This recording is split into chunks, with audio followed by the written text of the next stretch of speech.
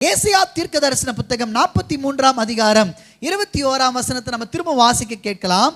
இந்த ஜனத்தை எனக்கென்று ஏற்படுத்தினேன், இவர்கள் என் துதியை சொல்லி வருவார்கள். ஆமென். இந்த ஜனத்தை எனக்கென்று ஏற்படுத்தினேன், இவர்கள் என் துதியை சொல்லி வருவார்கள். வேற ஒரு மொழிபெயர்ப்பு இப்படி சொல்லுகிறது, எனக்கென்று நான் உருவாக்கின இந்த மக்கள், எனக்கென்று எனக்காக உருவாக்கின என்னுடைய மக்கள் என்னுடைய துதியை சொல்லி பாடுவார்கள், என்னை புகழ்ந்து பாடுவார்கள் என்று இங்கே பரிசுத்த ஆவியானவரை கொண்டு ஏசாயா அற்புதமாய் எழுதுகிறார். ஆமென், ஆமென். அருமையானவர்களே, ஒன்று நல்லா நம்ம புரிந்து கொள்ளணும். என்னன்னா, நீங்களும் நானும் கர்த்தரால் தெரிந்து கொள்ளப்பட்ட ஜனங்கள். ஆமென். நீங்கள் நானும் கர்த்தரால் தெரிந்தெடுக்க கொள்ளப்பட்ட ஜனங்கள். we are the chosen person என்று வேதம் சொல்லுகிறது. ஆமென். நீங்க அவருக்காக தெரிந்தெடுக்கப்பட்ட ஜனம் என்று வேதம் சொல்லுகிறது. ஆண்டவருங்க அதான் எழுதுறார் பாருங்க, இந்த ஜனத்தை நான் எனக்காக தெரிந்தெடுத்தேன், ஏற்படுத்தினேன், முன்குறித்தேன், பிரித்தெடுத்தேன் என்று ஆவியானவர் எழுதுகிறார். ஆமென். அப்ப நல்லா ஒன்று புரிஞ்சுங்க, நீங்களும் நானும் யாருக்காக தெரிந்தெடுக்கப்பட்டிருக்கிற ஜனம் அப்படின்னா, கர்த்தருக்காக தெரிந்தெடுக்கப்பட்டிருக்கிற ஜனம். ஆமென், ஆமென். நல்லா கவனிங்க. அதாவது இந்த உலகத்தை, அதாவது இத்தனை நாட்கள் தேவன் இந்த உலகத்தை படைத்து இத்தனை ஆண்டுகள் ஆகிறது பார்த்தீங்களா? இதை வேதத்தை ஆராய்ச்சி செய்கிற ஆராய்ச்சியாளர்கள் எப்படி பிரிக்கிறாங்கன்னா, யுகங்களாக பிரிக்கிறார்கள். எப்படி பிரிக்கிறாங்க சொல்லுங்க? ஆமா, இந்த எல்லா காலத்தையும் எப்படி பிரிக்கிறாங்கன்னா, யுகங்களாக பிரிக்கிறார்கள். தேவன் மட்டுமே இருந்தார் பாருங்க ஒரு காலத்துல, அந்த காலத்தை தேவனுடைய யுகம் என்று பிரிக்கிறார்கள். பிற்பாடு நம்முடைய தேவாதி தேவன் அவரை ஆராதிக்கும்படி, அவரை மகிமைப்படுத்தும்படி, அவருக்கு பணிவிடைகளை செய்யும்படி தேவன் என்ன பண்றாருன்னா, சில தேவ தூதர்களை என்ன பண்றாருன்னா சிருஷ்டிக்கிறார். அந்த யுகத்திற்கு என்ன பேர்னா தேவ தூதர்களுடைய யுகம் என்று சொல்லுகிறார்கள். பிற்பாடு மனிதனை உண்டாக்குகிறார், அது மனிதனுடைய யுகம் என்று. அப்படியே நீங்க பார்த்தீங்கன்னா மனசாட்சியின் யுகம் அப்படின்னு சொல்லி நிறைய யுகங்களை இப்போ நம்ம வாழ்ந்துட்டு இருக்கிற இந்த காலத்துக்கு என்ன பேரை வேத பண்டிதர்கள் சொல்றாங்கன்னா, இது பரிசுத்த ஆவியானுடைய யுகம் என்று சொல்லப்படுகிறது. ஆமென். சத்தமோர் ஆமென். நல்லா கவனிங்க, இது பரிசுத்த ஆவியானுடைய யுகம். கவனிங்க, இப்படி பல யுகத்தை சொன்ன பார்த்தீங்களா? அதுல ஒரு யுகத்தை இந்த நாளில் உங்களுக்கு காண்பித்து கொடுக்க விரும்புகிறேன். அது என்ன யுகம்னா, தேவ தூதர்களுடைய யுகம். எல்லாம் சொல்லிடுங்க கூட. ஆமா, முதல்ல நம்முடைய தேவாதி தேவன் மட்டும் இருந்தார். அவர் என்ன பண்றார்னா, தம்மை ஆராதிக்கும்படி, தமக்கு பணிவிடைகளை செய்யும்படி என்ன பண்றார்னா தேவ தூதர்களை கர்த்தர் உண்டாக்குகிறார். பாருங்க, தேவ தூதர்களை உண்டாக்குறார். எதுக்காக பிரதானமா அவங்களை படைச்சார்னா, தேவனை ஆராதிக்கும்படி, தேவனை தொழுது கொள்ளும்படி அவர்களை உண்டாக்கினார். ஆமென். ஆனா அவங்க என்ன பண்றாங்கன்னா, கவனிங்க, அவங்க என்ன பண்றாங்கன்னா, அதாவது ஏசாயா தீர்க்க தரிசன புத்தகம் எசேக்கியேல்ல நீங்கெல்லாம் வாசிங்கன்னா, தேவ தூதர்கள் தம்மை, அதாவது தம்மால் படைக்கப்பட்ட தேவ தூதர்கள் என்ன பண்ணிட்டாங்கன்னா, தேவனுக்கு விரோதமாக செயல்பட்டு, தேவனுக்கு விரோதமாக எழும்பி பெருமை பாராட்டி விழுந்து போன தேவ தூதர்களா அவங்க என்ன பண்ணிட்டாங்கன்னா மாறி போனார்கள். ஆமென். விழுந்து போன தேவ தூதர்களா மாறி போனாங்க. பாருங்க, அதாவது என்ன பர்பஸ்க்காக கர்த்தர் அவங்களை சிருஷ்டித்தாரோ அந்த பர்பஸ் நிறைவேறாத போன மாதிரி மாறிடுச்சு. தேவன் ரொம்ப ரொம்ப அந்த காரியத்தை ரொம்ப கஷ்டப்பட்டவராக இருந்தார். பாருங்க, இப்போ என்ன நல்லா கவனிங்க, நல்லா கவனிங்க. அந்த இடம் இப்போ எப்படி இருக்குன்னா காலியா இருக்கு. 1/3 என்ன ஆயிட்டாங்கன்னா விழுந்து போன தூதர்களா மாறிட்டாங்க. 1/3 விழுந்து போன தூதர்களா மாறிட்டாங்க. பாருங்க, இப்போ அந்த 1% காலியா இருக்கு. 1% தேவனை ஆராதிக்கிற கூட்டம் அங்க காலியா இருக்கு. பாருங்க, அதனால கர்த்தர் மனுஷனை உண்டாக்குறார். பாருங்க, மண்ணை எடுத்து மனிதனை அற்புதமா உண்டாக்கி தம்முடைய ஜீவ சுவாசத்தை அவனுக்குள்ள வச்சு அவனை ஜீவ ஆத்துமாவா கர்த்தர் என்ன பண்றாருன்னா மாற்றுகிறார். ஆமென். மாற்றி கர்த்தரை ஆராதிக்கும்படி அவனை ஏதேன் தோட்டத்தில் வைக்கிறார். ஆனா என்ன கஷ்டம்னா, அவனும் என்ன பண்றான்னா விழுந்து போகிறவனாய் மாறி போனான். என்ன கவனிங்க, 2 பேரை கர்த்தர் தம்மை ஆராதிக்கும்படி சிருஷ்டிக்கிறார், தம்மை துதிக்கும்படி கர்த்தர் சிருஷ்டிக்கிறார். ஒருவன் தேவதூதன், அவன் விழுந்து போனான். ஆனா அவனுக்கு உதவியாக கர்த்தர் கை கொடுக்காம மனிதர்களாகி உங்களுக்கும் எனக்கும் கர்த்தர் என்ன பண்றாருன்னா கை கொடுத்து தூக்கினார் என்று நாம் வேதத்துல வாசிக்கிறோம். ஏங்க அவர் நமக்கு கை கொடுக்கணும்? ஏன் பிரதர் நமக்கு அவர் உதவி செய்யணும்? ஏன் பிரதர் நம்மளும் சாத்தானை போல லூசிபரை போல அவரை ஆராதிக்கும்படி கூட்டத்தில தானே இருந்தோம், நம்மளும் அவனை போல விழுந்து போனவர்களா இருந்தோமே, ஏன் நமக்கு மட்டும் இந்த ஸ்லாக்கியம் அப்படின்னு நீங்க கேட்டீங்கன்னா, அருமையானவர்களே, அவர் உங்களை எண்ணியும் தமக்காக அவருக்காக அவர் தெரிந்து கொண்டார். ஆமென். அதுதான் ரொம்ப ஸ்பெஷல். அல்லேலூயா. இன்னொரு ஸ்பெஷல் என்ன தெரியுங்களா? நீங்கள் நானும் எப்படி தெரியுமா ஸ்பெஷல்? நல்லா கவனிங்க. தேவ தூதனை குறித்து சொல்லும் பொழுது சொல்லப்படுகிறது, அவன் இந்திரநீலம், சந்திரகாந்தம், அவன் கோமேதகம், இப்படிப்பட்ட பற்பல கற்களால, விலை உயர்ந்த கற்களால அவன் என்ன பண்ணப்பட்டான்னா சிருஷ்டிக்கப்பட்டான் என்று நாம் வாசிக்கிறோம். அதை படிக்கும் பொழுது நமக்கே ஆசையா இருக்கும். வாவ், ரொம்ப அற்புதமா ஆண்டவர் உண்டாக்கி இருக்கிறாரே, ரொம்ப அதிசயமா அவனை உண்டாக்கி இருக்கிறாரேன்னு சொல்லி நம்ம ரொம்ப ஆச்சரியப்படுவோம். ஆனா இன்னொரு ஆச்சரியத்தை நான் உங்களுக்கு காண்பிக்க விரும்புகிறேன். என்ன தெரியுமா? ஆனால் மனிதனை சிருஷ்டிக்கும் பொழுது கர்த்தர் எப்படி தெரியுமா சிருஷ்டித்தார்? ஏதோ ஒரு கற்களால் அல்ல, ஏதோ ஒரு விலை உயர்ந்த பொருட்களால் அல்ல. தேவன் நம்மை உண்டாக்கினது எப்படி தெரியுமா? அவருடைய சாயலாக. ஆமென். அவரை போலவே நம்மளை உண்டாக்கினார் என்று வேதம் சொல்லுகிறது. அல்லேலூயா சொல்லிடுங்க. ஆமென். கவனிங்க, அவரை போலவே நம்மளை உண்டாக்கினாராம், அவரை போலவே நம்மளை சிருஷ்டித்தாராம். நமக்குள்ள நிறைய குறைபாடுகள் வந்தது உண்மைதான், நம்ம விழுந்து போனது உண்மைதான். ஆனா உங்களுக்கு நான் சொல்லட்டுமா, கர்த்தர் தேவ சாயலாக மனிதனை உண்டாக்கினார். ஆனா அவன் தேவ சாயலை இழந்து போனான். கவனிங்க அருமையானே, அவனை அப்படியே விட்டு விடாமல் அதாவது தேவனாய் இருந்தவர் என்ன பண்ணிட்டார் தெரியுமா? தேவ சாயலை இழந்து போன மனுக்குலத்துக்காக அவர் மனித சாயலாய் மாறினார். ஆமென், ஆமென். அருமையானவர்களே, அதுதான் விசேஷம். ஆமென். அதுதான் ரொம்ப ஸ்பெஷல். ஆமென். அவர் நம்மளை தேவ சாயலா உண்டாக்கினார்.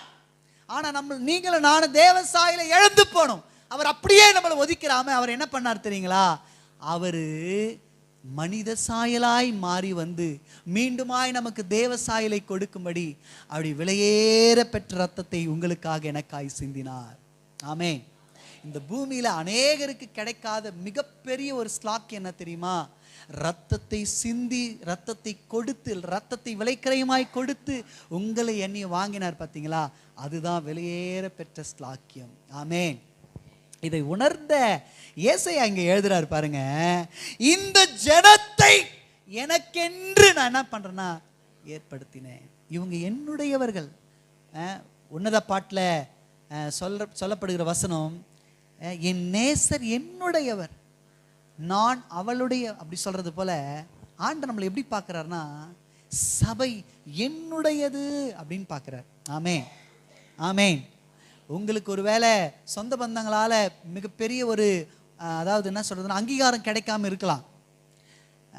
சபை மூலியமா, மனிதர்கள் மூலியமா, சொந்த பந்தங்கள் மூலியமா உங்களுக்கு ஒரு மிகப்பெரிய ஒரு அங்கீகாரம் இல்லாத இருக்கலாம்.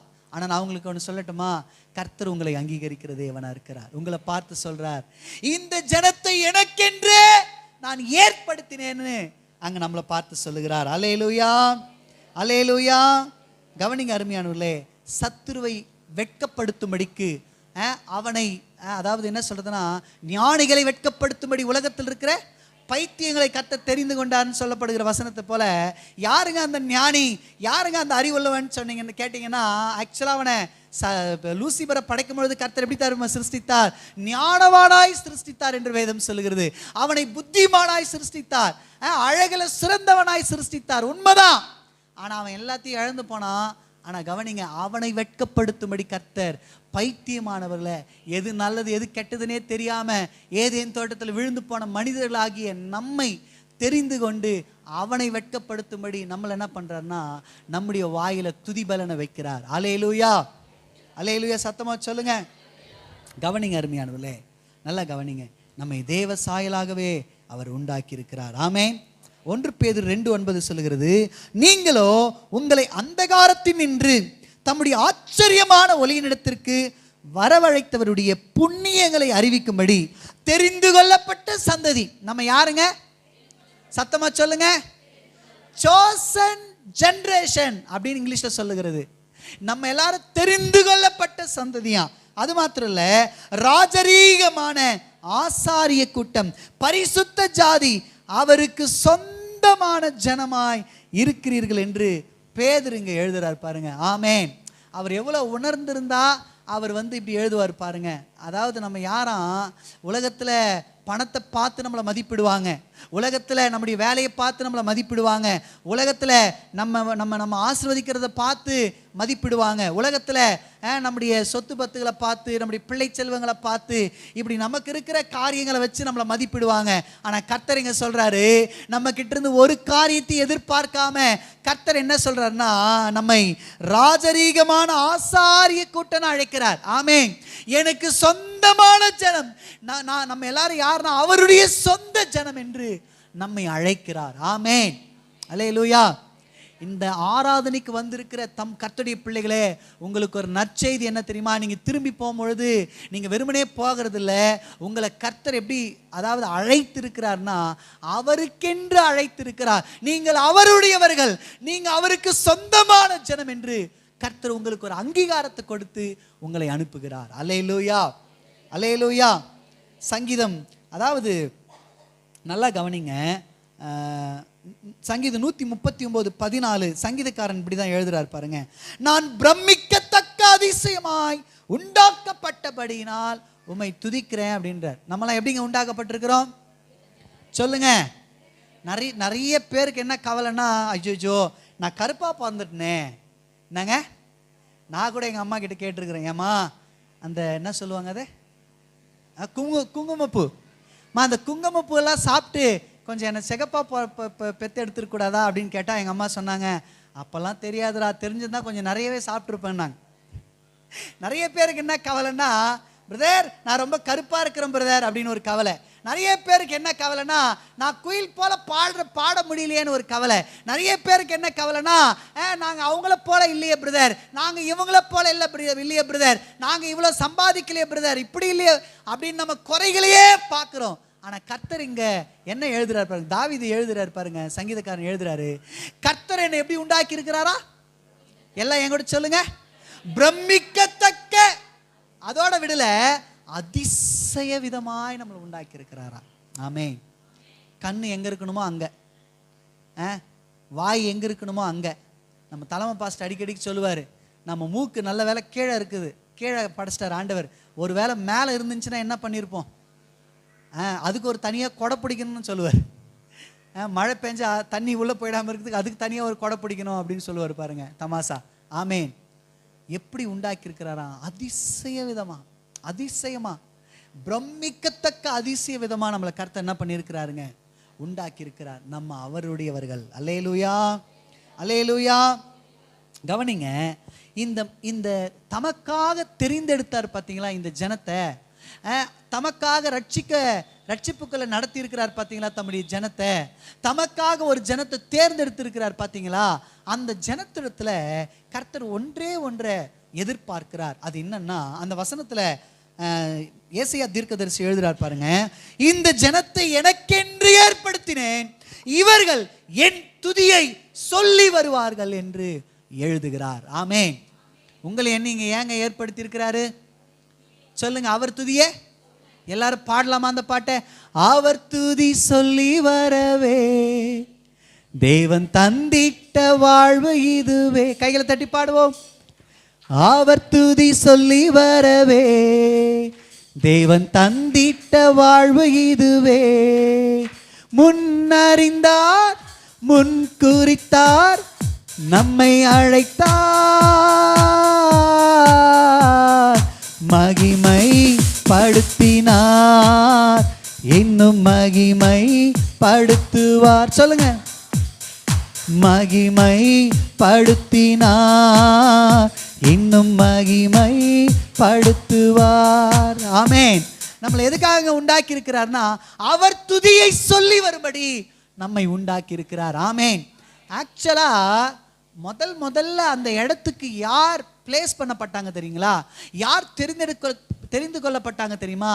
லூசிபரும் அவனை சேர்ந்த சேனைகளும். ஆமென். அவனை தான் கர்த்தர் பிரமிக்க அதிசயத்தக்க விதமா உண்டாக்கி கர்த்தரை ஆராதிக்கும்படி அவன் பாடினா, அவன் பாடும் பொழுதே அவன் சிறகுகள் அப்படி விரிக்கும் பொழுதே என்ன நடக்கும் தெரியுமா? உலகத்துல இன்றைக்கு கண்டுபிடிக்காத இன்ஸ்ட்ருமெண்ட் எல்லாம் அவனுடைய சிறகுல இருந்ததாம். ஆமேன். அவன் அப்படியே அப்படி விரிச்சான்னு வச்சுங்களேன், அவன் பாடுறதுக்கு ஏத்த மாதிரியான இசைகள் அவனுடைய சிறகுகளிலிருந்தே புறப்படுமாம் பாருங்க. ஆமேன். எந்த அளவுக்கு அவனை ரொம்ப அற்புதமா உண்டாக்கினார் பாருங்க. அவன் பாடி கர்த்தரை துதிச்சான்னு வச்சுங்களேன், கர்த்தர் அந்த பாட்டில் அப்படியே மயங்கினவராக, அந்த துதிகளில வாசம் பண்ணுகிற தேவனாக அப்படியே இறங்கி வருவார் பாருங்க. அருமையான. ஆனால் அவனோ என்ன பண்ணிட்டான் தெரியுமா? விழுந்து போனான். அவனோ பெருமை கொண்டவனாய் மாறி போனான். இப்ப அந்த இடம் காலி ஆயிடுச்சு. இப்போ கர்த்தரை துதிக்க ஒரு கூட்ட ஜனத்தை கர்த்தர் தேடுகிறார். அந்த கூட்ட ஜனம் தான் யார் தெரியுங்களா? நீங்களும் நானும். ரட்சிக்கப்பட்ட ஜனமாகி நீங்களும் நானும், தெரிந்து கொள்ளப்பட்ட ஜனமாகி நீங்களும் நானும், பிரமிக்கத்தக்க அதிசயமாய் உண்டாக்கப்பட்டு நம்மை அழைத்திருக்கிறாரே, தாயின் கர்ப்பத்தில் நம்மை பேர் சொல்லி அழைத்த ஜனமாகிய நீங்களும் நானும் தான் அந்த துதிக்கிற கூட்டம். ஆமேன். உங்களை என்ன எதுக்கு உண்டாக்குனார் தெரியுங்களா? அவரை துதிக்கும்படி. எல்லாம் சொல்லுங்க, எதுங்க உண்டாக்குனாரு? வெள்ளி பொண்ணும் நீங்க கொண்டு வந்து போடணுன்றதுக்காகவா? இல்லை இல்லை. பரலோகத்துல நம்ம கால் மிதிக்கிற வழியெல்லாம் தங்கத்துல அவர் ரோடு போட்டு வச்சிருக்கிறார். ஆமேன். ஆமேன். சத்தமா சொல்லுங்க. கவனிங்க அருமையானே. ஒருவேளை நம்ம கிட்ட இருந்து ஏதோ எதிர்பார்த்து அவரு நம்மளை தெரிந்து கொண்டாரா? இல்லை இல்லை இல்லை. சத்துருவை வெட்கப்படுத்தும்படி அவன் இழந்த அந்த ஸ்தானத்தை நமக்கு கொடுத்து அவனுக்கு முன்னாடி நம்ம தலையை உயர்த்தும்படிக்கு சங்கீதக்காரன் அதை உணர்ந்து எழுதுகிறான். என் சத்துருக்களுக்கு முன்பாக எனக்கு ஒரு பந்தி ஆயத்தப்படுத்தி என் தலையை எண்ணெயால் அபிஷேகம் பண்ணுவீர், என் பாத்திரம் நிரம்பி வழியும். எப்ப தெரியுமா நடக்கும் இது? ஒரு நாள் நம்மளை அவர் சிங்காசனத்துக்கு கொண்டு போய் அவருடைய வலது பிதாவின் வலது பாரிசத்தில் எப்படி இயேசு கிறிஸ்து உட்கார்ந்து இருக்கிறாரோ அதே போல இயேசு கிறிஸ்துவோடு கூட அவருடைய சிங்காசனத்துல உங்களை என்னையும் நம்மை உட்கார வைக்க போகிறார். ஆமேன். அப்ப சத்துரு பார்த்து வெட்கப்படுவான். ஆமேன். ஆமேன் சொல்லுங்க. அவன் அதை பார்த்து மன வேதனைப்படுவான். இன்னைக்கே அவனுக்கு பயங்கர வேதனை இருக்குதான். இன்னைக்கே அவன் வெட்கப்பட்டவனா, தலை குனிஞ்சவனா, தலை நசுக்கப்பட்டவனா இருக்கிறான். ஆனா அந்த நாள்ல இன்னும் மகிமையா இருக்கும் பாருங்க. நம்ம தலையை கர்த்தர் எண்ணெயால் அபிஷேகம் பண்ணுவார். நம்ம பாத்திரம் நிரம்பி வழியிற அளவுக்கு கர்த்தர் மாற்றுவார். ஆமேன்.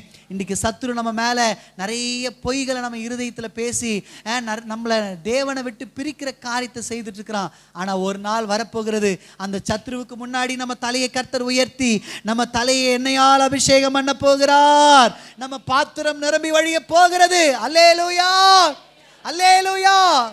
கவனிங்க, அவரை துதிக்கிற கூட்டத்துக்காக, அவரை துதிக்கும்படிக்கு உங்களை என்னை தேர்ந்தெடுத்திருக்கிறார். தாயின் கர்ப்பத்தில் ஏன் நம்ம பேரை சொல்லி அழைச்சார் தெரியுங்களா? அவரை துதிக்கும்படி. ஆமேன். அவரை மகிமைப்படுத்தும்படி. அல்லேலூயா சொல்லிடுங்க.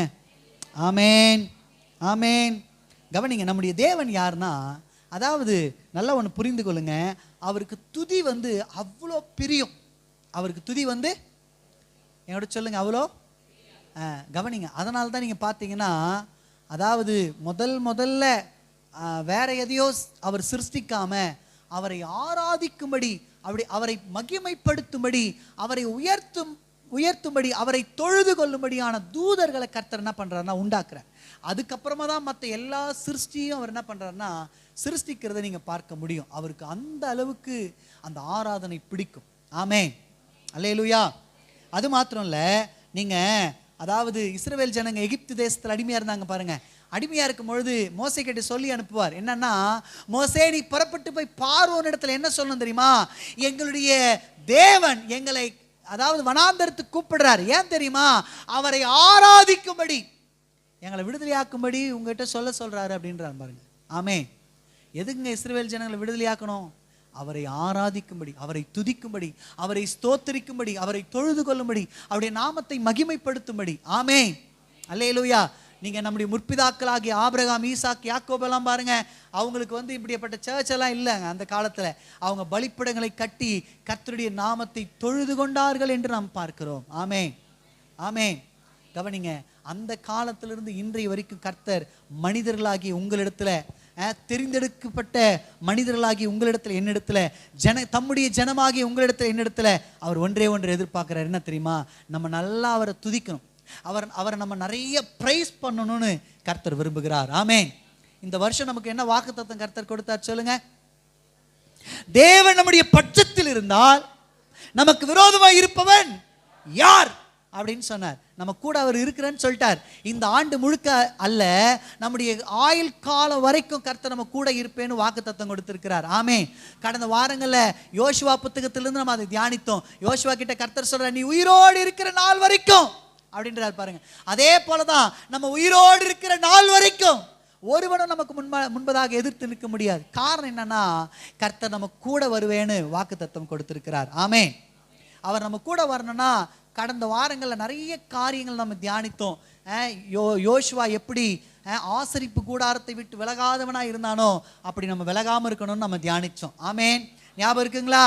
அடுத்து நம்ம என்ன தியானித்தோம்னா, அவன் எப்படி அவனுடைய வாயை விட்டு நியாயப்பிரமாணத்தின் புத்தகம் பிரியாமல் இருந்ததோ அதே போல நீங்களும் நானும் எப்படி இருக்கணும்னா இந்த வேத புத்தகத்தை விட்டு பிரியாத இருக்கணும் அப்படின்னு சொல்லி நான் சொன்னேன். ஆமென். அதே போல யோசுவா அவங்க அந்த ஜனங்களுக்குள்ள இருந்த சாபத்தீடான காரியத்தை எடுத்து போடணும் அப்படின்னு நான் சொன்ன பாருங்க. அருமையானவர்களே, நம்ம வாழ்க்கையில் இருக்கிற சாபத்தீடான காரியத்தை எடுத்து போடும் பொழுது கர்த்தர் நம்ம கூட இருந்து நமக்கு உதவி செய்கிற தேவனா இருப்பாருன்னு சொல்லி நான் உங்களுக்கு சொன்னேன். ஆமென்.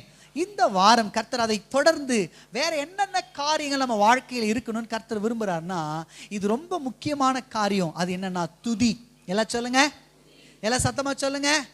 ஜெபிக்கிற ஒரு மனிதன் பெரிய ஜெப வீரனா இருப்பானால் அவன் பரலோகத்தில் இருந்து நல்ல பதிலை கொண்டு வருவான். ஆமென்.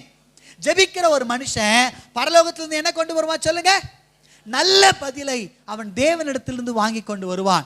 நல்ல ஒரு ஊழியக்காரனாக இருப்பானால் அவன் ஜனங்களுக்காக பரலோகத்திலிருந்து நல்ல செய்தியை, நல்ல பிரசங்கத்தை அவன் கொண்டு வந்து கொடுக்கிறவனாக இருப்பான். ஆனா உங்களுக்கு ஒன்று சொல்லட்டுமா, ஒரு மனிதன் துதிக்கிறவனா மாத்திரம் இருப்பானால், ஒரு மனிதன் கர்த்தரை ஆராதிக்கிறவனா மாத்திரம் இருப்பானால் அவன் பரலோகத்திலிருந்து தேவனையே கொண்டு வருவான். அல்லேலூயா, அல்லேலூயா.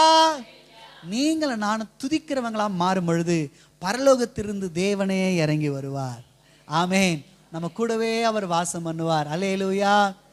ஏன்னா வேதம் சொல்லுகிறது, அவர் துதிகளின் மத்தியில் வாசம் பண்ணுகிற தேவன். ஆமென். நம்முடைய உதடுகள்ல இருந்து அவரை துதிக்க என்ன நடக்கும் தெரியுமா?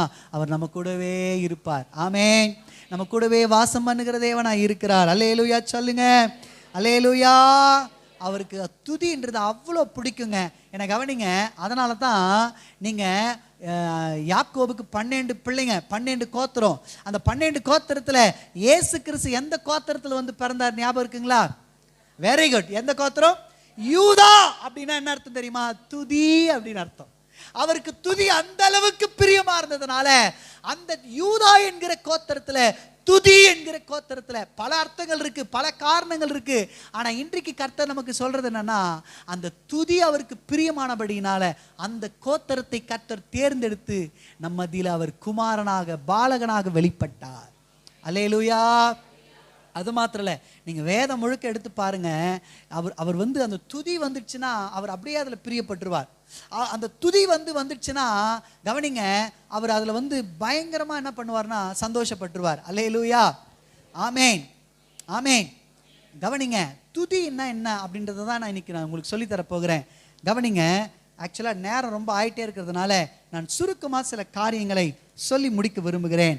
அதாவது இயேசு கிறிஸ்து இந்த பூமியில் பிறக்கும் பொழுது தேவ தூதர்கள் எல்லாம் வந்து என்ன பண்ணாங்களாம்? உன்னதத்திலே மகிமை, உன்னதத்திலே மகிமை, பூமியிலே சமாதானம், மனுஷன் மேல் பிரியம் உண்டாகட்டும் என்று தேவனை பாடி துதித்தார்களாம். அல்லேலூயா. ஆமேன். நீங்கள் பைபிள் முழுக்க பார்த்தீங்கன்னா இயேசு கிறிஸ்துவோடைய சீஷர்களும் ஸ்தோத்திர பாட்டை பாடினார்கள் என்று வாசிக்க முடியும். இப்படி பைபிள் முழுக்க நீங்கள் பார்த்தீங்கன்னா துதியினால் நிரம்பப்பட்டிருக்கிறது. ஆமேன், ஆமேன். இந்த பூமியில் தாங்க நம்ம நிறைய ஊழியத்தை செய்வோம். பரலோகத்துக்கு போனீங்கன்னா ஒரே ஒரு ஊழியம் தான். என்ன ஊழியம்? எல்லாம் சொல்லுங்க. அல்லேலூயா, அல்லேலூயா. துதி ஊழியம் தான் நம்ம பரலோகத்தில் போய் செய்ய போகிற ஒரு ஊழியம். பரலோகம் துதியினால் நிரப்பப்பட்டிருக்கிறது.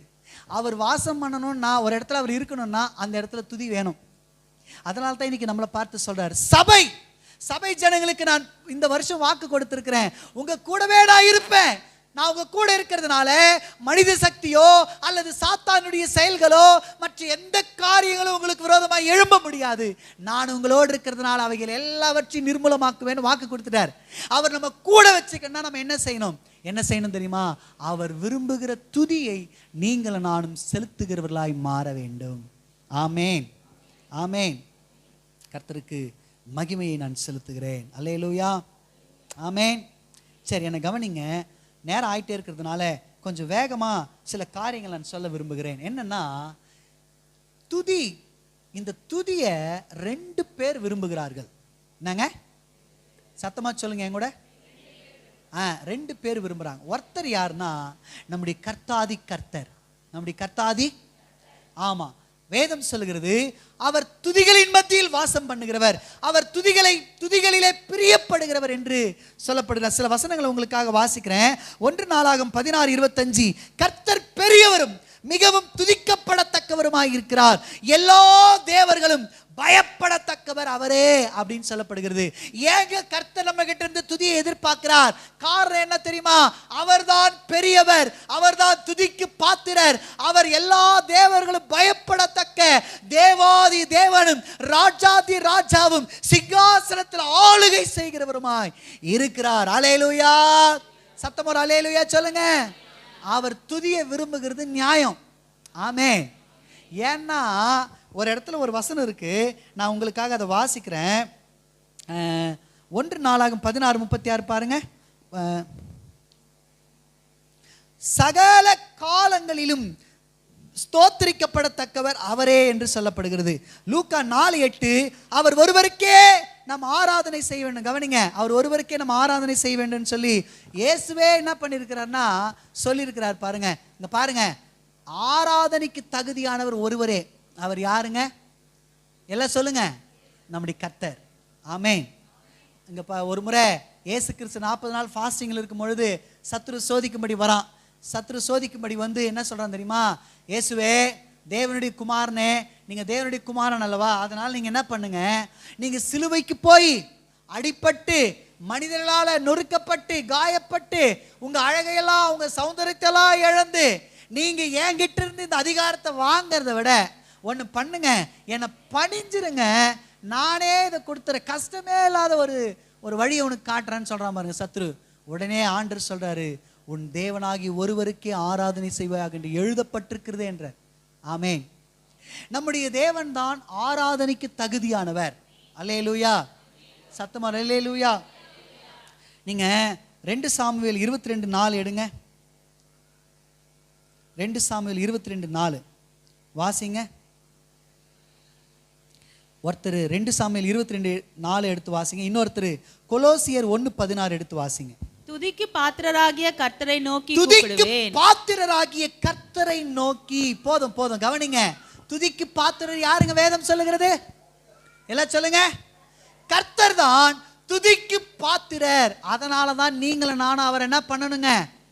எல்லாம் சத்தமா சொல்லுங்க, நம்ம வாயை திறந்து என்ன பண்ணணும்? துதிக்கணும். அல்லேலூயா, அல்லேலூயா. கொலோசியர் 1:16 பாருங்க. சகலமும் வாசிங்க சிஸ்டர். கொலோசியர் 1:16 சீக்கிரம், நானே வாசிக்கிறேன். ஏனென்றால், கவனிங்க, இந்த வார்த்தை ரொம்ப முக்கியமான வசனம். நான் படிங்கம்மா, படிங்க. ஏனென்றால் அவருக்குள் சகலமும் சிருஷ்டிக்கப்பட்டது, பரலோகத்தில் உள்ளவைகளும் பூலோகத்தில் உள்ளவைகளும் ஆகிய காணப்படுகிறவைகளும் காணப்படாதவைகளுமான சகல வஸ்துக்களும் சிங்காசனங்களும் கர்த்தத்துவங்களும் துரைத்தனங்களானாலும் அதிகாரங்களானாலும் சகலமும் அவரை கொண்டும் அவருக்கென்றும் சிருஷ்டிக்கப்பட்டது. அல்லேலூயா, சத்தமோர் அல்லேலூயா. நீங்க இந்த பூமியில பார்க்காத எல்லாமே எல்லாமே அவரை கொண்டும் அவருக்கென்றும் அவர் தாங்க சிருஷ்டித்தாரு. அவர் எல்லாவற்றையும் சிருஷ்டித்த சிருஷ்டிகராய் இருக்கிறதுனால அவர் தம்முடைய பிள்ளைகளிடத்துல என்ன எதிர்பார்க்கிறார்னா அவரை மகிமைப்படுத்தணும்னு எதிர்பார்க்கிறார். ஆமென். அதனால தான் ஒரு இடத்துல கர்த்தர் சொல்றாரு, என் துதியை என் மகிமையை வேற ஒண்ணுத்துக்கு நான் கொடுக்க மாட்டேன், விக்கிரகங்களுக்கு நான் கொடுக்க மாட்டேன்றார். ஆமேன். இந்த ஆராதனை மாத்திரம் வேற எங்கனா போயிடுச்சுன்னா அவரால் தாங்க முடியாது, அவருக்கு பயங்கரமா கோபம் வந்துரும் பாருங்க. ஆமேன். அல்லேலூயா. புரியுதுங்களா உங்களுக்கு? இந்த ஆராதனை ரொம்ப முக்கியம். ஆமேன். சரி, என்ன கவனிங்க. அதனால தான் சங்கீதக்காரன் சொல்றான் பாருங்க, கர்த்தரை நான் எக்காலத்திலும் அவர் துதி எப்பொழுதும். நீங்க 2 நாளாகமத்தில் 16:41 எடுத்து வாச்சிங்கன்னா 2 நாளாக முழுக்க நீங்க பார்த்தீங்கன்னா தாவீது என்ன பண்ணுவார்னா, அவர் அந்த ராஜாவா மாறின பிறகு அந்த ஆலயத்தெல்லாம் அழகாக கொண்டு வரார் பாருங்க. கொண்டு வந்த பிறகு அவர் என்ன பண்றாருன்னா, கிட்டத்தட்ட ஆயிரக்கணக்கான வேதம் 4000 பேரை பாடற் குழுவில் நிற்க வைத்து பாட வச்சாருலாம் நம்ம பார்க்குறோம். ஆமேன். ஆமேன். ஏராளமான பேரை பாடுறதுக்காக நிறுத்தினாருன்னு சொல்லி பார்க்குறோம். என்ன கவனிங்க, சபைக்கிட்ட கர்த்தர் ஒன்னே ஒன்று தான் எதிர்பார்க்கிறார். என்ன தெரியுங்களா? நீங்கள் நிறைய கர்த்தரை மகிமைப்படுத்தணும், கர்த்தரை ஸ்தோத்தரிக்கணும், கர்த்தரை துதிக்கணும். உங்கள் சூழ்நிலை எதுவானாலும் சரி, உங்கள் பிரச்சனைகள் எதுவானாலும் சரி, உங்கள் போராட்டங்கள் எதுவானாலும் சரி, நீங்கள் ஒன்னே ஒன்று செய்து பாருங்கள், துதிச்சு மட்டும் பாருங்கள், உங்கள் வாழ்க்கையில் இருக்கிற எல்லாமே ஜெயமாய் மாறும். ஆமேன். சரி, என்ன கவனிங்க. நிறைய பேருக்கு எப்படி துதிக்கிறதுன்னு தெரில. பிரதர், எப்படிங்க துதிக்கிறது? எப்படியாப்பட்ட துதியை நாங்கள் ஏறெடுத்தா கர்த்தர் எங்கள் மத்தியில் வாசம் பண்ணுவார் அப்படின்னு நீங்கள் கேட்குறீங்க. என்ன கவனிங்க, வேதமே நமக்கு நிறைய ஆலோசனைகளை கொடுக்குது. நான் சுருக்கமாக ஒரு 3 காரியங்களை சொல்ல விரும்புகிறேன். எது கர்த்தருக்கு ஏற்ற துதி, எந்த துதியெல்லாம் கர்த்தர் விரும்புகிறார்? நம்ம வேதம் சொல்லுகிறது, நொறுங்குண்ட ஆவி நறுங்குண்ட இருதயத்தோடு நம்ம கர்த்தரை துதிக்கணும், முழு இருதயத்தோடு கர்த்தரை துதிக்கணும் அப்படியெல்லாம் சொல்லப்படுகிறது. ஆனால் இன்றைக்கு சற்று வித்தியாசமா நான் உங்களுக்கு காண்பிக்க போகிறேன். என்னன்னா, முதல்ல நம்ம எப்படி துதிக்கணும் அப்படின்றத நான் காண்பிக்க போகிறேன். என்னை கவனிங்க, நான் உங்களுக்காக வாசிக்கிறேன். சங்கீதங்களின் புத்தகம் 134 சங்கீதம் 1-3 வரைக்கும் எடுத்தவர்கள் வாசிங்க. சங்கீதங்களின் புத்தகம் 134 1-3 வரைக்கும். சங்கீதங்களின் புத்தகம் 134 1-3 வரைக்கும். இதோ ராக்காலங்களில் கர்த்தருடைய ஆலயத்தில் நிற்கும் கர்த்தருடைய ஊழியக்காரரே, நீங்கள் எல்லாரும் கர்த்தரை ஸ்தோத்திரியுங்கள். உங்கள் கைகளை பரிசுத்த ஸ்தலத்துக்கு நேராக எடுத்து. என்ன கவனிங்க.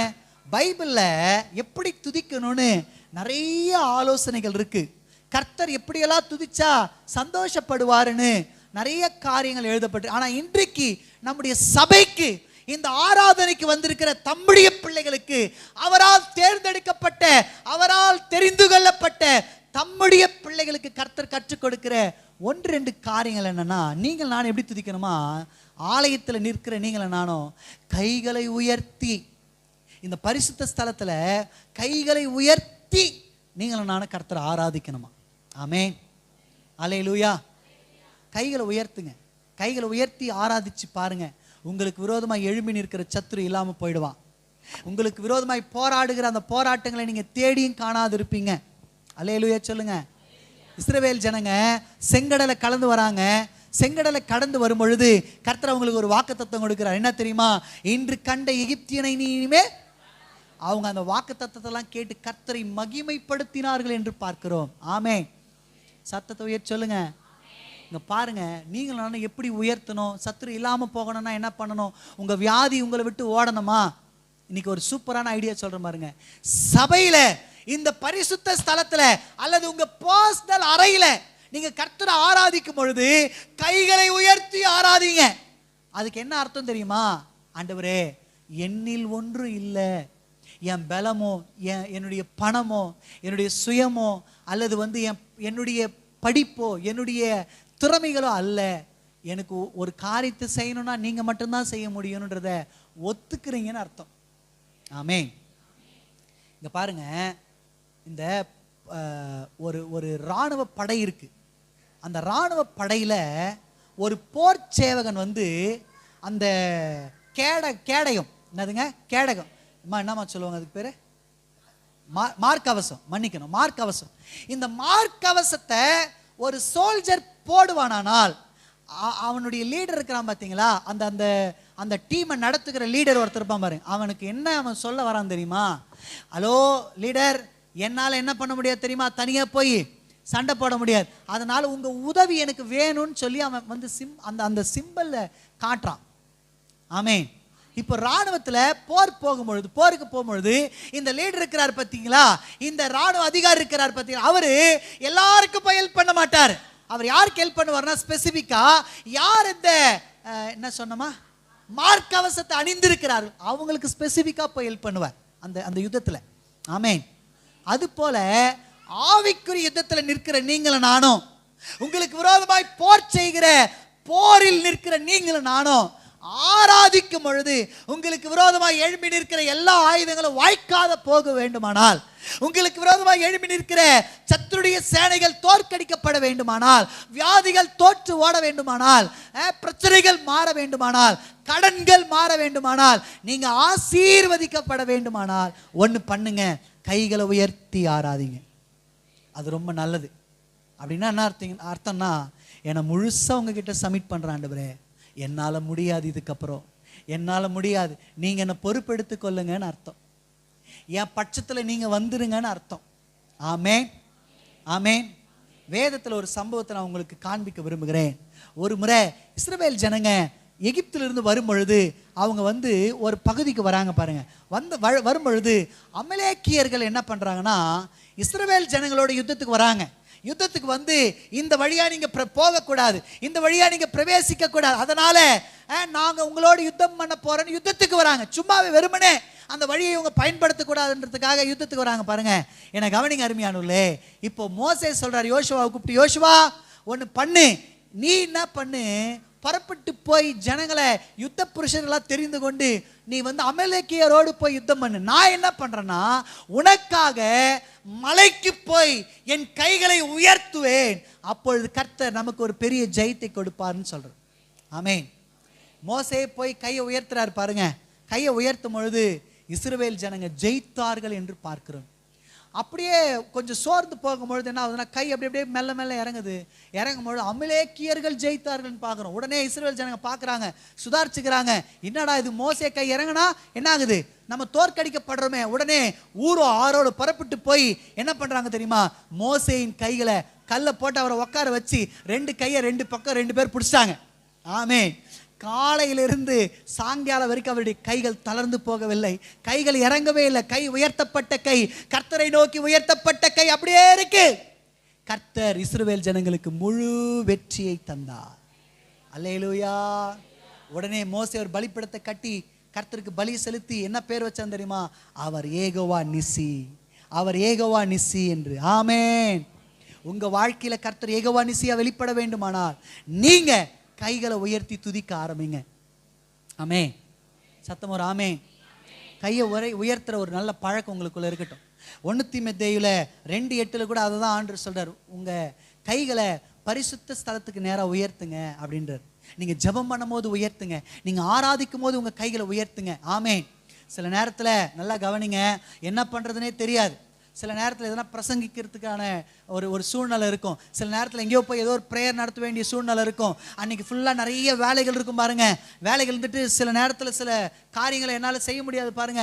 உடனே என்ன பண்ணுவோம் தெரியுங்களா, ஓடி தேவ சமூகத்தில் முழங்கால் பண்ணிட்டு, அப்பா நீங்க தான், என்னால் எதுவும் பண்ண முடியாதுன்னு சொல்லி கையை உயர்த்திடுவேன். நான் உண்மையாக சொல்றேங்க, என்னன்னைக்கு நான் கையை உயர்த்தி ஜெபிக்க ஆரம்பித்தனோ அன்னையிலிருந்து என் வாழ்க்கையில் நிறைய வெற்றிகளை நான் பார்க்க ஆரம்பித்தேன். அந்த கூட்டத்தை கர்த்தரே எடுத்து நடத்தினதை நான் உணர்ந்திருக்கிறேன். ஆமென். கர்த்தரே அந்த ஆராதனைகளை என்ன மறைச்சு அவர் வெளிப்படுகிறதை நான் உணர்ந்திருக்கிறேன். அல்லேலூயா. நீங்களும் நான் கையை உயர்த்தி ஆராதிக்கும் பொழுது அன்னைக்கு எப்படி இஸ்ரவேல் அமலேயருக்கு விரோதமா இஸ்ரவேலுக்கு விரோதமா அமலேயர் வரும் பொழுது கர்த்தர் ஒரு பெரிய ஜெயத்தை மோசே கையை உயர்த்தின பொழுது கொடுத்தாரோ, நீங்களும் நானும் கையை உயர்த்தும் பொழுது உங்க குடும்பத்துக்கு விரோதமா எழும்பி நிற்கிற எல்லா சூழ்நிலையும் மாறும். ஆமேன்னு சொல்ல மாட்டேங்கிறீங்களே. சபை எப்படிங்க வளரும், சபைக்காக நீங்க கையை உயர்த்தி ஜெபிக்கணும். ஒரு பெரிய எழுப்புதல் அப்பதான் வரும். ஆமேன். 2வது நான் சொல்றேன், வேகமா சொல்றேன். 2வது 2 நாளாகமும் 20ஆம் அதிகாரம் 19 வாசிங்க. 2 நாளாகமும் 20ஆம் அதிகாரம் 19.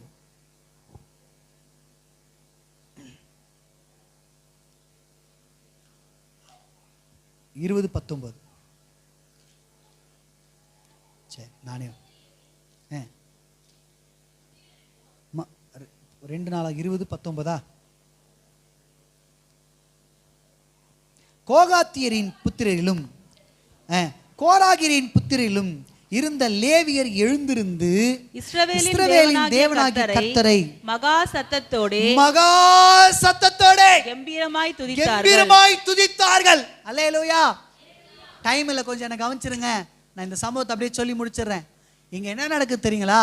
இஸ்ரவேலுக்கு விரோதமா அம்மோன் புத்திரரும் சேயீர் மலை தேசத்தாரும் மோவாபின் புத்திரர்களும் மோவாபியரும் என்ன பண்றாங்கன்னா புறப்பட்டு வராங்க. இஸ்ரவேல் ஜனங்களை எப்படி ஆகில நொறுக்கணும், இஸ்ரவேல் ஜனங்களை எப்படி ஆகில ஒடுக்கணும்னு சொல்லி வந்து நிக்கிறாங்க. பாருங்க, ஏராளமான சேனையா வந்து நிக்கிறாங்க. அருமையானவர்களே, உங்களுக்கு ஒன்று சொல்லட்டுமா? இங்க நடக்கிற சம்பவம் என்ன தெரியுமா? இஸ்ரவேல் ஜனங்க அந்த 3 பெரிய படையா வந்தானுங்க பாருங்க. அவங்களுக்கு விரோதமா இவங்க பெரிய பீரங்கி படை எடுத்துட்டு போல, இவங்க பெரிய ஏழப்படை கொண்டு போகல, அதெல்லாம் நம்பி போல.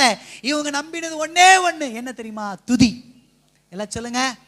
வசனம் சொல்லுகிறது, அவர்கள் மகா சத்தமாய் ஆர்ப்பரித்து துதித்தார்கள் என்று. நீங்க கீழே அப்படியே வாட்சிங்கன்னா தெரியும். அவங்க துதித்த பொழுது கர்த்தர் என்ன பண்ணாராம் தெரியுமா? இந்த 3 டீம் இருக்கு பாருங்க, 3 பேரையும் ஒருத்தனுக்கு விரோதமா ஒருத்தனை மாத்தி விட்டார். இப்போ என்ன நடக்குதுன்னா, இவனுங்களே அடிச்சு சாகுறானுங்க. அல்லேலூயா. உங்களுக்கு விரோதமா ஏராளமான வாய் பேசுதா? நீங்க ஒண்ணு பண்ணுங்க, சத்தத்தை உயர்த்தி துதிங்க. சில நேரத்துல சத்தத்தை உயர்த்தாதபடிக்கு அவங்க பேசின வார்த்தைகள் நம்ம காதுல கேட்டுட்டே இருக்கும். ஆமா தானுங்க? சில நேரத்துல நம்ம சத்தத்தை உயர்த்தி துதிக்காதபடிக்கு அவங்க பேசின, அவங்க திட்டின வார்த்தைகளே கேட்டுட்டு இருக்கோம். ஐயோ இப்படி சொல்லிட்டாங்களே, ஐயோ அப்படி சொல்லிட்டாங்களே, அப்படி நீங்க சோர்ந்து போய் துதிக்க முடியாது இருக்கிறீங்களா?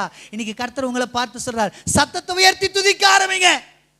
உங்க வாழ்க்கையில் இருக்கிற எல்லா பிரச்சனைகளும் தலைகீழா மாறிடும். என்ன நடக்குது தெரியுமா? காலையில போய் பார்க்குறாங்க இஸ்ரவேல் ஜனங்க, எங்கடா யுத்தத்துக்கு வந்த ஜனங்களை காணுமேன்னு பார்த்தா எல்லாம் செத்த பிரேதங்களா இருந்தாங்க. 1 நாள் 2 நாள் இல்லைங்க, 3 நாள் இஸ்ரவேல் ஜனங்க அந்த பாளையத்தில் போய் அவர்களுடைய பொருட்களை எல்லாம் கொள்ளையாடினார்கள் என்று பார்க்கிறோம். கவனிங்க, உங்களுக்கு விரோதமா எழும்பி நிற்கிறவர்களை நீங்க கொள்ளையாடணுமா, நீங்க அவங்கள சுதந்திரிக்கணுமா? நீங்க ஒண்ணு பண்ணுங்க, சத்தத்தை உயர்த்தி துதிக்க ஆரம்பிங்க. ஆமேன். சிலர்லாம் நான் பார்த்துருக்கிறேன், சபைக்குள்ள வரும்பொழுது அப்படியே உம்முன்னு வருவாங்க, உள்ள உம்முனே போயிடுவாங்க. பார்த்துருக்கிறீங்களா? வாயை திறக்க மாட்டாங்க, முத்துக்கள் கொட்டிடுற மாதிரி. எங்கன்னா முத்துக்கள் கொட்டிடுற மாதிரி வாயை திறக்க மாட்டாங்க. பார்த்துருக்கிறீங்களா? இன்னைக்கு கர்த்தர் சொல்றாரு, உன் பிரச்சனை மாறணுமா, சபையில வந்தியானா இல்லை தனிப்பட்ட வாழ்க்கையில் சத்தத்தை உயர்த்தி துதின்னு வாயை திறந்து பாட சொல்றாரு கர்த்தர். ஆமேன். அல்லேலூயா. எரிகோ கோட்டைக்கு முன்னாடி ஜனங்க என்னங்க பண்ணாங்க? சொல்ல மாட்டேங்கிறீங்களே. 7 நாள் அவங்கள சுத்தி வர சொன்னார் ஆண்டவர். ஒரு நாளைக்கு ஒரு முறை, 7வது நாள் 7 முறை சுத்தி வர சொல்லி என்ன சொன்னாருங்க? எப்படி துதிக்க சொன்னாரு? வசனம் சொல்லுகிறது, அவர்கள் ஆர்ப்பரித்தார்கள் என்று. நீங்கள் நானும் ஆர்ப்பரிக்கணும். வசனம் அப்படிதானுங்க சொல்லு. வாயை விரிவாய் தர நான் அதை சொன்னாருங்களா இல்லைங்களாங்க? சொல்லுங்க. உங்க வாயை நீங்க திறக்கணும், சத்தத்தை உயர்த்தி துதிக்கணும். உங்க வாழ்க்கையில நிறைய பிரச்சனைகளுக்கு காரணம் என்ன தெரியுமா? நீங்க துதிக்காதான் பிரச்சனை. ஆமே, துதிக்காதான் பிரச்சனை. நீங்க துதிச்சு மட்டும் பாருங்க, சத்தத்தை உயர்த்தி எல்லாம் மாறிடும். அல்லேலூயா, அல்லேலூயா. 10 குஷ்டரோகி ஏசப்பா கிட்ட வராங்க. வந்து சொன்னேன், ஆண்டவர் சொல்றாரு, நீ போ, உன்னை ஆசாரியங்கிட்ட காட்டு அப்படின்னு. போற வழியில சுகமாயிடுது. 9 பேரும் புறப்பட்டு போயிட்டானுங்க அவனுங்க வேலையா. அதான் நல்லா ஆயிடுச்சு, அவ்வளவுதான், போயிட்டானுங்க. ஒருவன் மாத்திரம் வந்து வசனம் சொல்லுகிறது, எப்படி மகிமைப்படுத்தினா, உரத்த சத்தமாய். உரத்த சத்தமா. இங்க பாருங்க, உரத்த சத்தமா கூப்பிடும் போது 2 நடக்குதுங்க. என்ன தெரியுமா? நீங்க உங்க இருதயத்தின் ஆழத்திலிருந்து உங்க அங்கலாய்ப்பு தேவனிடத்தில் தெரிவிக்கிறீங்க. ஆண்டவரே, என்னால் முடியல, என்னை சூழ்ந்து இருக்கிற பிரச்சனைகள், என்னை நெருங்கி இருக்கிற போராட்டங்கள், என் கண்ணீரின் பாதைகள் என்னால் தாங்க முடியலன்றதை தெரிவிக்கிறீங்க. உங்க சத்தத்தின் அந்த அளவு எவ்வளவு பெருசு இருக்கோ அந்த அளவுக்கு உங்க வியாகுலம் இருக்குன்னு கர்த்தர் புரிந்து கொள்வார். ஆமே. 2வது ஒரு விஷயத்தை நீங்க சொல்றீங்க, என்ன தெரியுமா? நீங்க உரத்த சத்தத்துக்கு கூப்பிடும் பொழுது அந்த அளவுக்கு நீங்க தேவனை மகிமைப்படுத்துறீங்க. உங்களை நடத்தி வந்த பாதைக்காக நன்றி சொல்றீங்கன்னு கர்த்தர் அதை சுகர்ந்த வாசனையா முகர்வார். இங்க பாருங்க, அந்த நாட்கள்ல ஆசரிப்பு கூடாரத்துல தூபபீடம்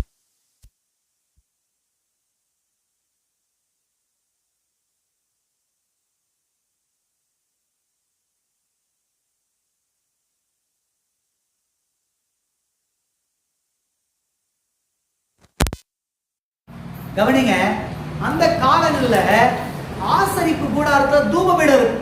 என்ன இருக்கு சொல்லுங்க?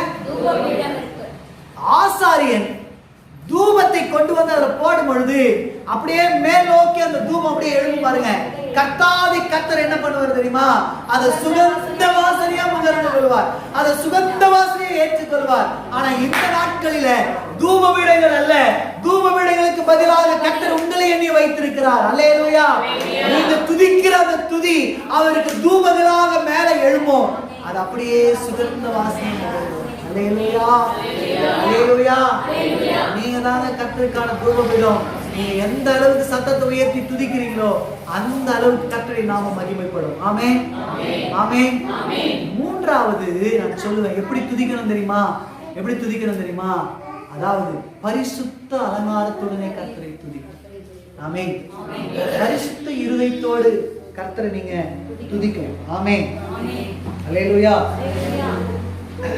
ரோமர் 12:1 எழுதிக்கங்க. ரோமர் 12:1 எழுதப்பட்டிருக்கிறது, அப்படி இருக்க சகோதரரை, நீங்கள் உங்கள் சரீரங்களை பரிசுத்தமும் தேவனுக்கு பிரியமான ஜீவ பலியாக ஒப்பு கொடுக்க வேண்டும் என்று தேவனுடைய இரக்கங்களை முன்னிட்டு உங்களை வேண்டிக் கொள்கிறேன். இதுவே நீங்கள் செய்யத்தக்க புத்தியுள்ள ஆராதனை.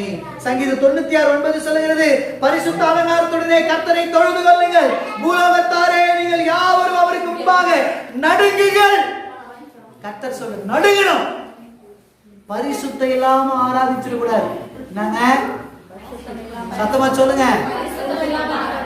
இங்க பாருங்க, சத்தத்தை உயர்த்தி துதிக்கிறது எவ்வளவு முக்கியமோ,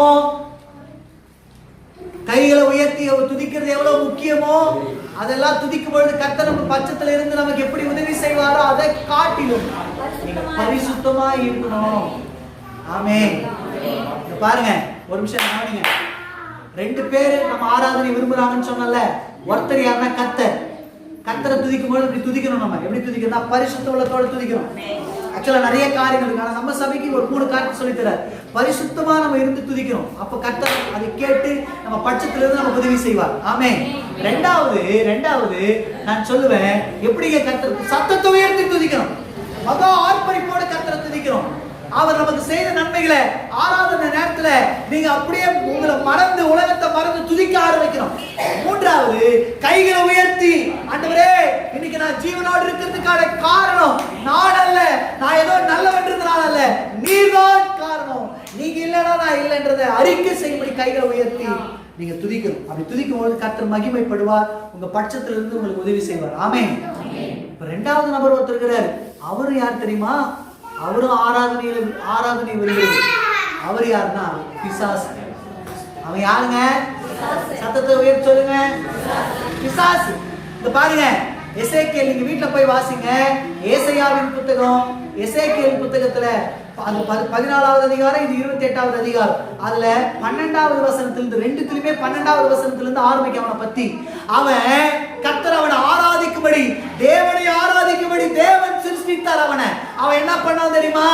நான் ஏன் கர்த்தரை ஆராதிக்கணும், எல்லா தேவ தூதர்களும் என்ன ஆராதிச்சா எப்படி இருக்கும் அப்படின்னு சொல்லி அவன் என்ன பண்ணனா, நான் வானத்துக்கு ஏறுவேன், தேவனுடைய சிங்காசனத்துக்கு ஒப்பா என் சிங்காசனத்தை கொள்வேன், எல்லா தூதர் கூட்டமும் என்ன துதிக்கணும், என்னை மகிமைப்படுத்தினா எப்படி இருக்குன்னு ஏறினா பாருங்க, விழுந்து போனான். என்ன பண்ணாங்க இங்க பாருங்க. ஹலோ சிஸ்டர், கொஞ்சம் கவனிங்க, முக்கியமான வார்த்தை. இப்போ அவன் விழுந்து போனான் பாத்தீங்களா? அவன் விழுந்து போனவன் இப்ப எங்க இருக்கிறான் தெரியுமா? 2ஆம் வானத்துல இருக்கான். எங்க இருக்கிறான்? இன்னைக்கு நீங்க நானும் பாக்குறது முதல் வானம். நீங்க நானும் பாக்குறது என்ன வானம்? சத்தமா சொல்லுங்க, முதல் வானம். அதுக்கு மேல ஒரு வானம் இருக்கு, அதுதான் 2ஆம் வானம். அந்த 2ஆம் வானத்துல அவன் என்ன பண்ணிருக்கிறான் தெரியுமா? பரலோகத்தின் தேவன் எப்படி தம்முடைய சிங்காசனத்தை வைத்து தூதர்களை எல்லாம் ஆராதிக்கும்படி வச்சிருக்கிறாரோ, அப்படியே பரலோக செட்டப்பை அப்படியே 2ஆம் வானத்துல அவன் ஏற்பாடு பண்ணி வச்சிருக்கிறான். அவனுக்கு என்ன ஆசைனா, எல்லாரும் நம்மளை துதிக்கணும், நம்மளை மகிமைப்படுத்தணும்னு வைக்கிறான். ஆமென். அதுக்காக சில ஜனங்களை அவன் தேர்ந்தெடுக்கிறான், சில ஜனக்கூட்டத்தை அவன் தேர்ந்தெடுக்கிறான். இதுல என்ன பரிதாபம் தெரியுமா? கவனிங்க, இதுல என்ன பரிதாபம் தெரியுமா? நிறைய சபையில் இருக்கிறவங்களே சத்துருவை ஆராதிக்கிறவங்களா மாறுறாங்க. என்ன பிரதர் சொல்றீங்க? பார்த்தா வெள்ளையும் சொல்லிமா இருக்கிற மாதிரி இருக்குது, பார்த்தா நல்லா பல்லுகள் வளைக்கிட்டு வந்த மாதிரி சுத்த பத்தமா இருக்கிற மாதிரி இருக்குது. அவங்கள பார்த்தா பெரிய பரிசுத்தவான்கள் மாதிரி இருக்கே அப்படின்னு நீங்க சொல்லுவீங்க. இல்லைங்க இல்லைங்க, நிறைய சபையில தேவனை ஆராதிக்கிறதுக்கு மாறாக சாத்தானை ஆராதிக்கிற கூட்டங்கள். சாத்தானை ஆராதிக்கிறதுனா பொதுவா சாத்தானை வணங்குறதுக்குனே சில கூட்டம், அது இல்லை, அது நான் சொல்ல, அது வேற கதை. சிலர் சபைக்குள்ளவே இருப்பாங்க, ஆனா அவங்களுடைய ஆராதனை எல்லாம் சத்ருவை மகிமைப்படுத்தும். எப்படி பிரதர் சொல்றீங்க? உங்களுக்கு சொல்றேன், நீங்க சோதிச்சு பாருங்க. கர்த்தர் என்ன சோதிக்கும்படி சொன்ன காரியத்தை தான் உங்களோடு பகிர்ந்து கொள்றேன். என்ன தெரியுமா? முதல்ல நம்ம வாயில யாக்கோபின் புத்தகத்துல 3ஆம் அதிகாரம் 10ஆம் வசனம் நினைக்கிறேன், நான் உங்களுக்காக அதை வாசிக்கிறேன், எடுக்காதீங்க, டைம் இல்லை. துதித்தலும் சபித்தலும் ஒரே நாவிலிருந்து அப்படி புறப்பட்டுச்சுன்னா நீங்க யாரை மகிமைப்படுத்துறீங்கன்னு அர்த்தம் தெரியுமா? ஆண்டவரை மகிமைப்படுத்தல. நல்லா சோதிச்சு பாருங்க. நீங்க உங்க வாயில நல்லா துதிக்கிறீங்க, துதிக்கிற அதே வாயால கெட்ட வார்த்தை பேசுறீங்க, சபிக்கிறீங்க அப்படின்னா நீங்க ஒண்ணு புரிஞ்சுக்கங்க, நீங்க யாருன்னா கர்த்தரை மகிமைப்படுத்துறவங்க இல்லைன்னு. உங்களுக்கு புரியுற மாதிரி சொல்லிட்டுங்களா? என்ன கவனிங்க, புரியுற மாதிரி சொல்ற பாருங்க. அப்போஸ்தலனாகிய பவுல் ஒரு நாள் ஒரு ஊழியத்துக்காக கிளம்பிட்டு இருக்கிறார். கிளம்பும் பொழுது ஆவியானவர் என்ன பண்றாருன்னா அந்த பகுதிக்கு போகாதபடி தடை பண்றார். தடை பண்ணோம்னா இன்னைக்கு ராத்திரி தூங்குறாரு. தூங்கும் பொழுது மக்கதோனியால இருந்து ஒரு கூட்டம் ஜனம் வந்து அவருக்கு எங்களுக்கு உதவி செய்யுங்க, எங்களுக்கு ரட்சிப்பின் சுவிசேஷத்தை சொல்லுங்கன்ற மாதிரி அவர் ஒரு கனவு பார்க்கிறார். பார்த்த உடனே அவரும் ஒரு டீம் மெம்பர்ஸும் புறப்பட்டு போறாங்க. எங்க போறாங்கன்னா மக்கதோனியாவுக்கு போறாங்க. எங்க போறாங்க? சத்தமா சொல்லுங்க. பாருங்க, முக்கியமான விஷயம் கவனிங்க. மக்கதோனியாவுக்கு போறாங்க. போன உடனே அங்க சில பெண்கள் கூட்டம் ஆத்தங்கரையில கூடி ஜெபம் பண்றாங்க. உடனே இவர் என்ன பண்ணல தெரியுமா? என்னடா இது, தரிசனத்துல பார்த்தா 1000-10,000 பேர் இருப்பாங்கன்னு பார்த்தா 4 பேர் இருக்கிறாங்களேன்னு வருத்தப்படல. அந்த 4 பேருக்காக உண்மையா ஊழியத்தை செய்தார். அப்போஸ்தலர் நடபடிகள் 6ஆம் அதிகாரம் 16ஆம் அதிகாரத்துல நீங்க மன்னிக்கு 16வது அதிகாரத்தை நீங்க எடுத்து பாருங்க. அதுல எழுதப்பட்டிருக்கு, என்ன கவனிங்க, டைம்ல முடிச்சிடுறேன். அதுல எழுதப்பட்டிருக்கு, இவர் என்ன பண்றாருன்னா அந்த 4 பேருக்காக உண்மையா ஊழியத்தை செய்யறார். அதுல ஒரு பெண் இருக்கிறா. அவ யாருன்னா தியத்திரா ஊராலை சேர்ந்த லீதியா. எல்லாம் சொல்லுங்க. தியத்திரா ஊரை சேர்ந்த லீதியா. கர்த்தர் அவ இருதயத்தை தொடுறாரு. பின் நாட்கள் அவன் மூலியமா தியத்திரால ஒரு பெரிய சபை, ஒரு பெரிய ஜனக்கூட்டம் கர்த்தரை அறிந்து கொள்ளுது. என்ன கவனிங்க, ஏன் சொல்றேன்னு கவனிங்க. அந்த ஊர்லயே இருந்து ஊழியம் பண்றாருங்க. ஊழியம் பண்ணும் பொழுது ஒரு, அதாவது இந்த புலி சொல்லும் பாத்தீங்களா, அந்த மாதிரியான ஒரு பொங்கல் என்ன பண்ணுன்னா வந்து இவனை பார்த்து பவுல் ஊழியத்துக்கு போகும்போதெல்லாம் பவுலை பிடிச்சி நடுவில் நிறுத்தி, இவர் யார் தெரியுமா? தேவனுடைய உன்னத ஊழியக்காரன், தேவன் இவரோடு இருக்கிறார் சொல்லி டெய்லி சொல்லும். பவுல் ஊழியத்துக்கு போகும்போதெல்லாம் அது நிக்க வச்சு குறி சொல்ற மாதிரி இவர் உன்னதத்தின் பிள்ளை, இவர் கிறிஸ்துவனுடைய பிள்ளை அப்படின்னு சொல்லி பாருங்க. ஒரு நாள் இவருக்கு பயங்கரமா கோபம் வந்து என்ன பண்ணிடுவாரு, எனக்கு கவனிங்க, பிடிச்சி அதட்டி விட்டுருவார். இயேசுவின் நாமத்துல பேய போவலே அப்படின்னு அந்த அம்மா கிட்ட அந்த பேய் வெளியே போயிடும். உடனே அந்த அம்மாவை வச்சு வேலை செஞ்சிருந்தான் பாத்தீங்களா, அந்த அம்மாவை வச்சு பழக்கம் நடத்தினான் பாத்தீங்களா, அவன் என்ன பண்ணுவான், அரசாங்கத்திட்ட சொல்லி இல்லாத பொல்லாதவன் சொல்லி மாட்டை விட்டுருவான் பாருங்க. மாட்டை விட்ட உடனே என்ன நடக்கும்னா கவனிங்க, அவரை பிடிச்சி ஜெயில போட்டுருவாங்க. அவரை பிடிச்சி எங்க போட்டுறாங்க? செம்ம அடி அடிச்சு அவர் பிடிச்சி ஜெயில போட்டுறாங்க. என்ன கவனிங்க அருமையானல, ஜெயில அடிக்கப்பட்ட நிலையில, கை கால்கள்ல விலகிடப்பட்ட நிலையில என்ன பண்றது தெரியுமா? அப்போஸ்தலர் பவுல் சீலாவும் எழுந்து துதித்தார்கள் என்று பாரு. என்ன பண்ணாங்க? என்ன கவனிங்க, இந்த சம்பவத்துல இருந்து உங்களுக்கு ஒரு காரியத்தை சொல்ல விரும்புறேன். அவங்க எப்படி பேசிக்கிறது தெரியுமா? ஒரு வேலை நம்ம மாத்திரம் மக்கதோனியாவுக்கு வராம இருந்தா, நமக்கு மாத்திரம் இந்த கனவு வராம இருந்தா இந்த பிரச்சனை நம்ம வந்திருக்காரு. என்னடா இது பிரச்சனை அப்படின்னு அவங்க சொல்லவே இல்லை. மாறாக அவங்க வாயிலிருந்து துதி மட்டும்தான் வந்துச்சு. நான் சொல்லுவேங்க, உங்களுக்கு 1008 இல்ல 1009 பிரச்சனைகள் இருக்கலாம். என்னங்க,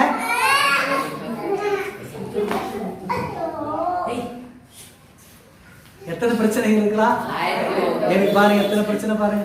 அதெல்லாம் பார்க்கறதுக்கு நேரம் இல்லை. கொஞ்சம் எனக்கு கவனிங்க. எத்தனை பிரச்சனைங்க? ஆனா அவங்க 2 பேரும் அதை சொல்லவே இல்லை. கர்த்தரை ஆராதித்தார்கள். நான் சொல்லட்டுமா, அதுக்கான விளைவு என்ன தெரியுமா? அதுக்கான பலன் என்ன தெரியுமா கிடைச்சது? நடு ராத்திரியில் அவங்க துதிக்க ஆரம்பிச்ச உடனே அஸ்திபாரங்கள் அதிர்ந்தது. அவங்களை கட்டி வைத்திருந்த கட்டுகள் எல்லாம் அழிந்தது. ஆமென்.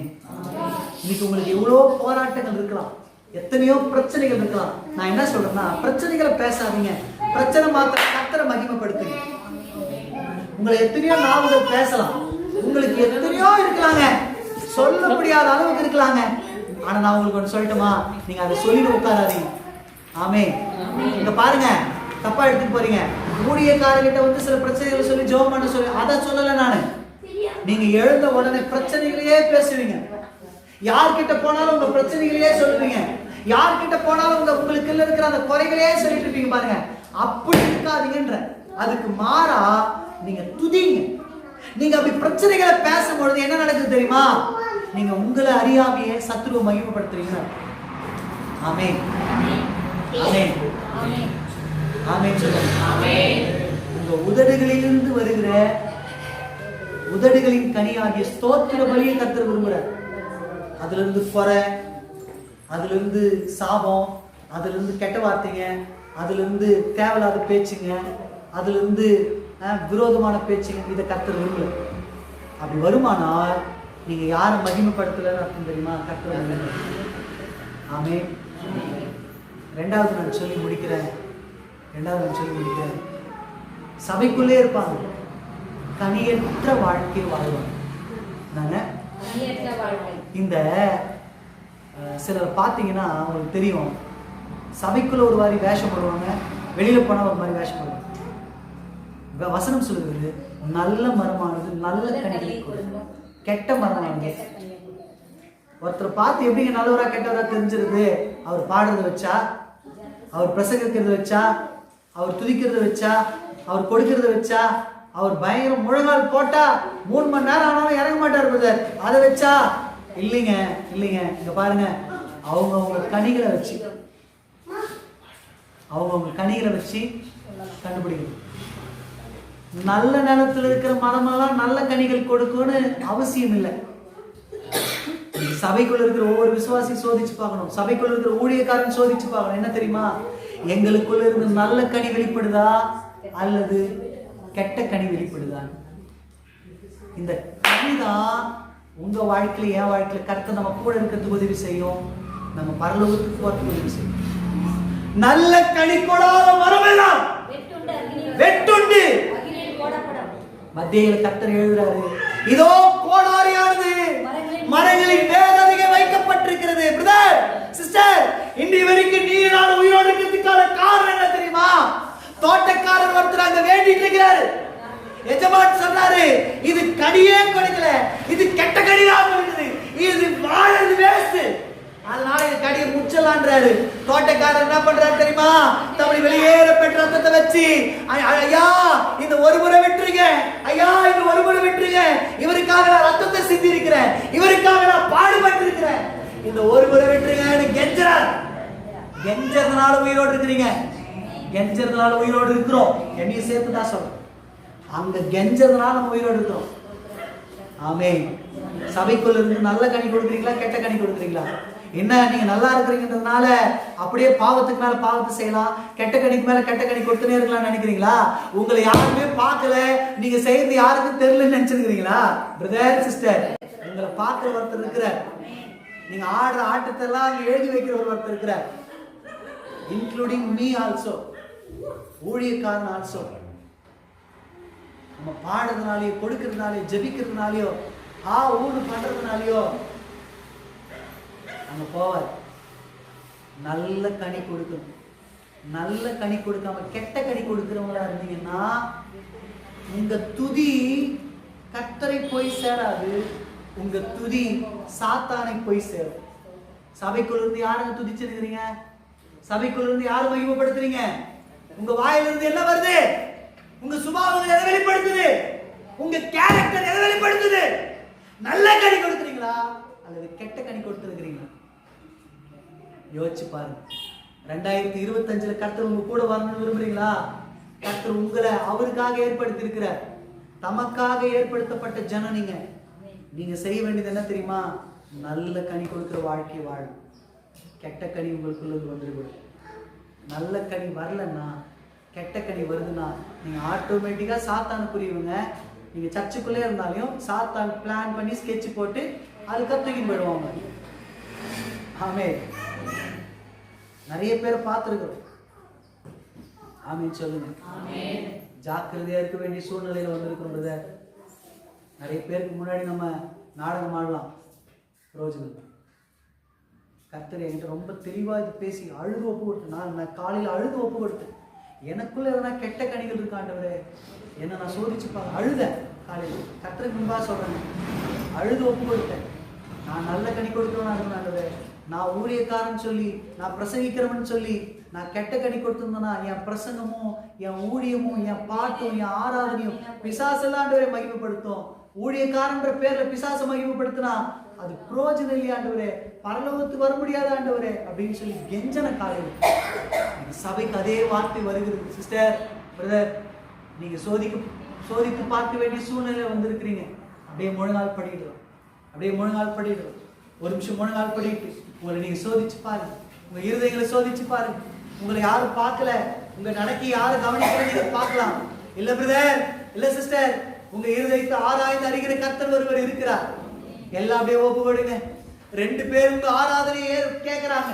நீங்க ஆராதிக்கணும்னு 2 பேர் விரும்புறாங்க. ஒருவர் கர்த்தர், ஒருவர் கர்த்தர். உங்களை அதற்காகவே கர்த்தர் அழைத்திருக்கிறார். உங்களை அதற்காகவே கர்த்தர் சாய்ஸ் பண்ணி இருக்கிறார். உங்களை கர்த்தர் அதுக்காகவே தாய் கர்ப்பத்தில் தெரிந்திருக்கிறார். ஹalleluya. உங்க துதி அவருக்கு வேணும் சிஸ்டர். அவர் உங்களோட இருக்கணும்னா உங்க துதி அவருக்கு வேணும். 2வது ஒருத்தர் இருக்கிறான், உங்க துதியை விரும்புகிறவன். அவன் தான் சாத்தான். உங்களை அறியாமையே நீங்க அவனை மகிமைப்படுத்துறீங்க நிறைய நேரத்துல. உங்களை அறியாமையே அவனை நீங்க துதிக்கிறீங்க நிறைய நேரத்துல.